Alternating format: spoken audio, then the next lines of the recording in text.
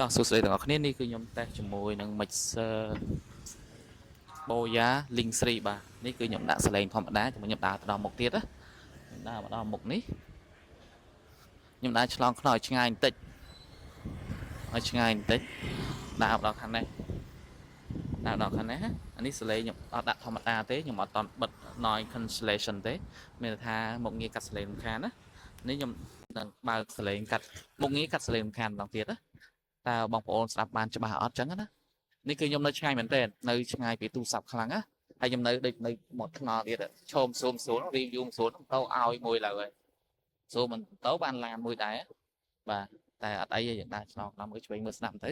ហើយសលេងមិនដែរបងប្អូនជាមួយនឹងមុខងារនេះឥឡូវខ្ញុំបិទសលេងការពាររំខានម្ដងទៀតខ្ញុំដាក់សលេងធម្មតាវិញបាទនេះគឺសលេងធម្មតាវិញបាទឥឡូវខ្ញុំមកវិញហើយនេះបាទនេះគឺពណ៌នេះគឺយើងអត់មានមុខងារទេជាមួយយើងដាក់ពណ៌នេះវិញពណ៌ green គឺមុខងារកាត់សលេងរំខានបាទអរគុណច្រើនជម្រាបសួរ